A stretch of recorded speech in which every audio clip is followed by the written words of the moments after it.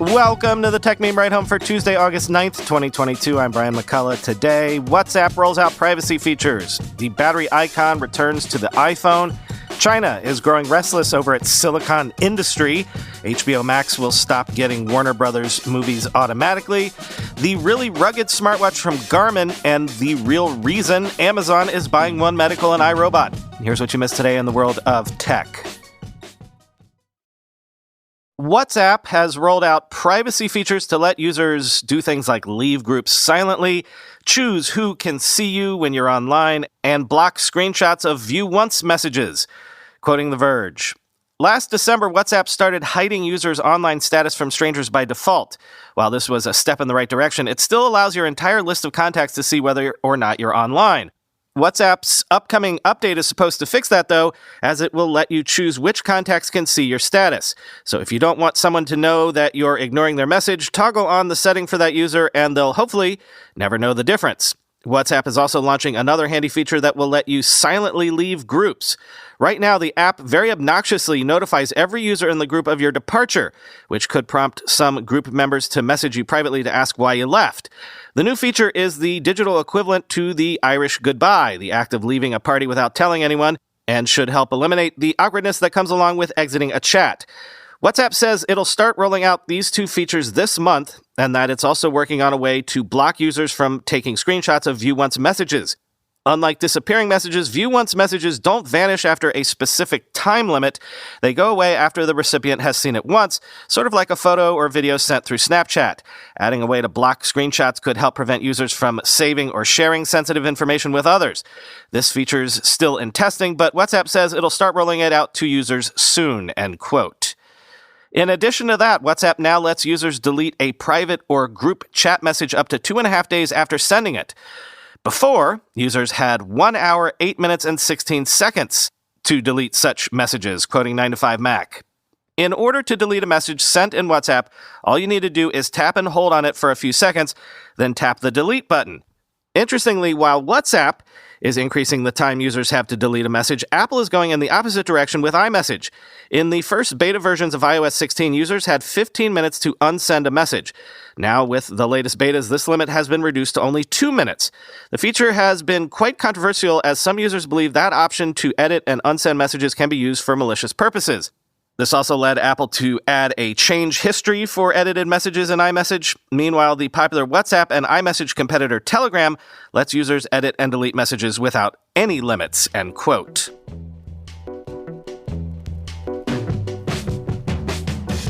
Speaking of iOS, you might remember that after the iPhone X's debut, Apple removed the option to show battery percentages in the status bar of some iPhones because of the notch.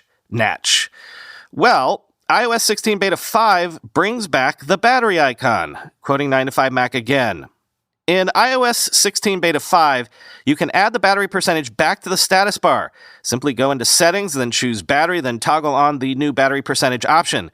It might even be enabled by default, but that only appears to be the case for some users.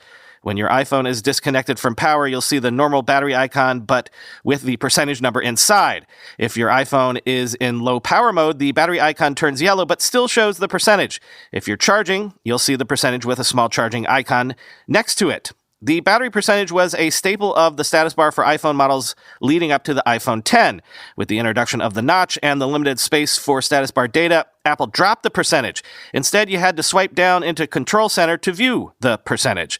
In iOS 16 Beta 5, the battery percentage option is not available on the iPhone XR, iPhone 11, iPhone 12 mini, and iPhone 13 mini, end quote.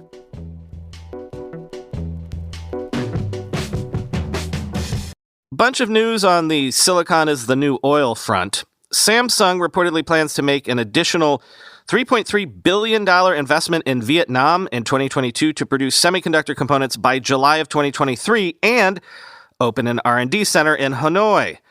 And Micron plans to spend $40 billion by 2030 to expand U.S. chip manufacturing capacity, aided by government grants and credits, and expects to begin production after 2025.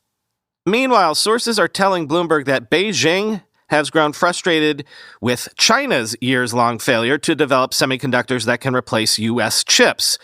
Quote, Senior officials are angry at how tens of billions of dollars funneled into the industry over the past decade haven't produced the sorts of breakthroughs that emerged from previous national-level scientific endeavors, according to people familiar with top government officials' thinking.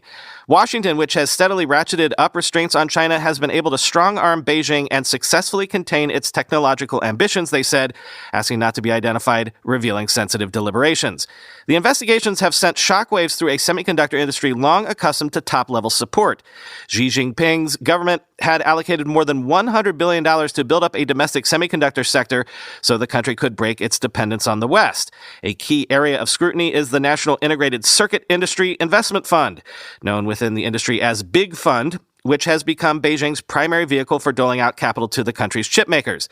The nation's top anti-graft agency announced investigations into 3 more executives who helped manage the Big Fund's assets on Tuesday, adding it was dispatching a team to the Ministry of Industry and Information Technology.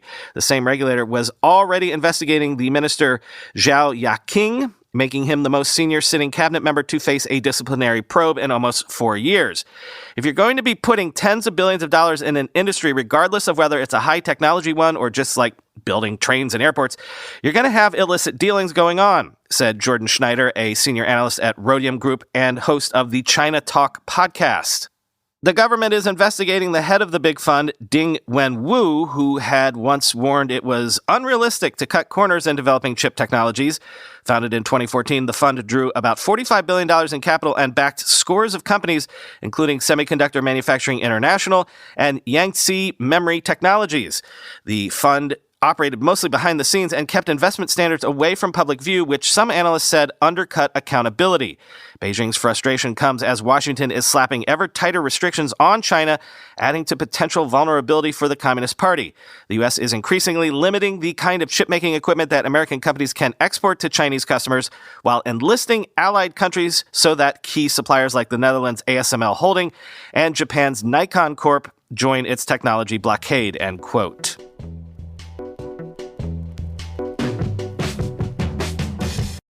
More news from Warner Brothers and whatever they're going to end up calling HBO going forward.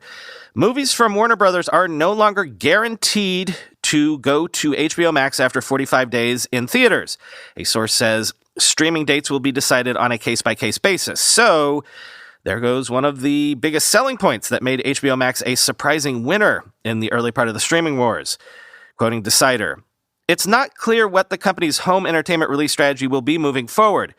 The movie Elvis, which was scheduled to release on HBO Max next week per the 45-day window, will be available to buy and rent on digital platforms for a premium price on August 9th, but it will not be on HBO Max." Decider reached out to Warner Brothers Discovery, and a source confirmed that Elvis would eventually come to HBO Max, but that a release date could not yet be announced. Decider was further told that the HBO Max release of theatrical films moving forward would be determined on a case-by-case basis rather than the strict 45-day window. In the earnings call on Thursday, WBD CEO David Zaslav said, quote, "This idea of expensive films going direct to streaming, we cannot find an economic case for it. We're making a strategic shift. As part of that, we've been out in the town talking about our commitment to the theatrical exhibition and the theatrical window. A number of movies will be launched with shorter windows," end quote. Perhaps the studio will follow in the footsteps of Universal, which sends some films like The Northman to Peacock after 45 days, but keeps big office winners like Jurassic World Dominion in theaters and on PVOD for much longer, end quote.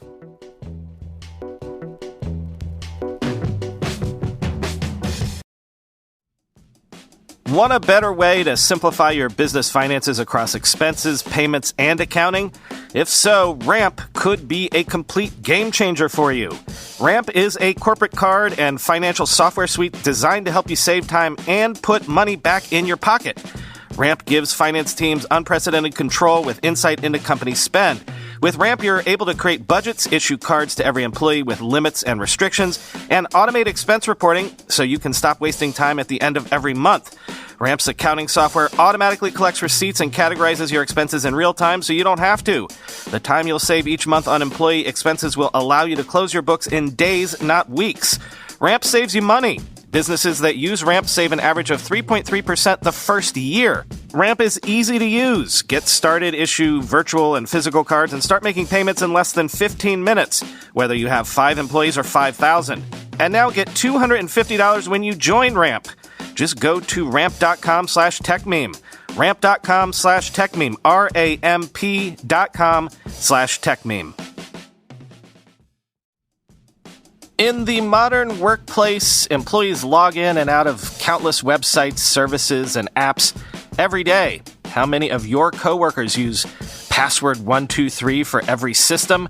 How many teams share credentials on a spreadsheet or via email? According to the Verizon Data Breach Investigation Report, 81% of corporate data breaches are due to weak or stolen passwords. Keeper Security's enterprise password management platform enforces strong passwords and makes it easy for teams to securely share credentials.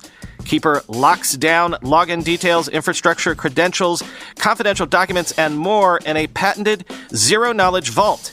Plus, it takes less than an hour to deploy. Sign up for a Keeper free trial for your organization today and get a free 3-year personal plan.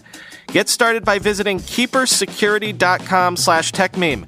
That's keepersecurity.com/techmeme. Interesting gadget alert. Ahead of Apple's supposedly introducing a rugged Apple Watch in a few weeks, I suppose, Garmin has introduced the Enduro 2, aimed, as the name implies, at endurance athletes. Quoting Android Authority, Garmin's Enduro 2 features a lightweight titanium build, a touchscreen housed under a power sapphire lens, and a nylon band. Thanks to solar charging and SatIQ technology, users can stretch the watch's battery life to up to 150 hours in GPS mode. In smartwatch mode, it can last up to 46 days. But harnessing sunlight and sipping on the battery isn't the Enduro 2's only bright spot. It also offers a built-in LED flashlight, similar to that of the Fenix 7 series, but twice as bright. If you're still out on the road after dark, you can change the flashlight to a red safety light setting or a cadence-matching strobe mode. For the big race day, the Garmin Enduro 2 features preloaded Topo Active maps plus tools such as Next Fork, a visual race predictor, and a grade-adjusted pace feature to help athletes adapt to different routes. It will even automatically record rest station breaks so you don't have to pause your run mid-race. These tools are in addition to Garmin's full suite of health and fitness features, including heart rate, stress, blood oxygen, and sleep monitoring, plus health snapshot, body battery, and fitness age. On the smartwatch front, the Enduro 2 still offers Garmin Pay and incident detection, but now also adds music storage. The Garmin Enduro 2 is not cheap. To strap the above features onto your wrist will cost about $1,100. If that's in the budget, shop for one today at Garmin.com, end quote. And finally today, Brad Stone, biographer of Jeff Bezos and Amazon as a company, says that Amazon's planned acquisitions of iRobot and One Medical are emblematic of Andy Jassy's hunt for so-called fourth pillars beyond AWS, Prime, and Marketplace. So it's not so much about these acquisitions working in tandem, though they might. It's more that they're about Amazon finding a big new thing. Quote, on Friday, Amazon snapped up iRobot, the 30-year-old maker of the iconic Roomba vacuum, for $1.65 billion. The deal comes 3 weeks after Amazon said it would acquire another company, One Life Healthcare, which operates the subscription health service One Medical, for $3.49 billion. These are very different deals in totally different markets, but they share some interesting characteristics. Jassy and his colleagues are going bargain hunting, just as Amazon did more than a decade ago when it bought distressed internet retailers Zappos and Quidsi, better known as Diapers.com, to round out its digital mall. Amazon agreed to acquire One Life at $18 a share, or 31% of One Life's market high. It will pay $61 a share, or 38% of the market high, for iRobot. The deals are also emblematic of Jassy's hunt for a so-called fourth pillar beyond AWS, Prime, and the Amazon Marketplace. Jeff Bezos described the features of such a business in his shareholder letter in 2014. Quote, customers love it. It can grow to very large size. It has strong returns on capital, and it's durable in time with the potential to endure for decades, end quote. 8 years later, Amazon's pursuit of this coveted fourth leg of the stool has been largely fruitless. Video has been an important part of Prime, but is free for members and generates a nebulous return on capital. Advertising spews cash for Amazon, $8.76 billion in the last quarter alone, but is tolerated, not embraced by consumers. In his public speeches and private talks to Amazon employees, Jassy seems most excited about healthcare, a massive, fragmented, largely consumer-hostile and tech-averse industry. Over the past few years, Amazon has acquired an online pharmacy, PillPack, developed a telehealth service called Amazon Care, along with a network of walk-in clinics, and dabbled in wearables like the Halo Band. One Medical gives Amazon a network of 204 primary care clinics along with thousands of caregivers and will allow them to extend all these services to its 150 million U.S. Prime members. Healthcare is a promising candidate for fourth pillar status. Unfortunately, it's also ridiculously complex, encrusted in regulation, and resistant to anything resembling rapid change. In that sense, home automation is probably a less risky bet. Here, too, Amazon has tried for years with modest success. It has Alexa, the Ring security system, and Eero Wi-Fi routers. But recent Echo devices, remember the Alexa microwave, haven't exactly set the world on fire. And Ring products may be known as much for their associated privacy concerns as for foiling burglars. This is where iRobot comes in. Its co-founder and CEO Colin Angle attended Amazon's first Remars conference in Las Vegas in 2019. Wearing a very Amazonian Powered by Optimism t-shirt, he talked about making autonomous robots that implicitly understood their environment and could respond to queries and anticipate the needs of their owners. The goal is to, quote, turn the house into a robot, he said, giving it sensors, giving it actuators, giving it the ability to take care of the people who live in the house. And with an appropriate combination of AI, voice understanding, and spatial understanding, we create a home where you live your life and it just does the right thing, end quote. Amazon has the same general vision, but iRobot is arguably much further along. If Amazon can substitute practical robots like the Roomba for the absent Astro, it may finally have a set of lucrative products for the home that customers love instead of merely tolerate. In the meantime, Amazon will almost certainly find uses for iRobot's AI and machine vision prowess in its warehouses, drone, and automation driving divisions. By the way, I think the idea that Amazon wants Roomba's help mapping the inside of your house is absurd. Amazon does not care where you've placed your sofa, end quote.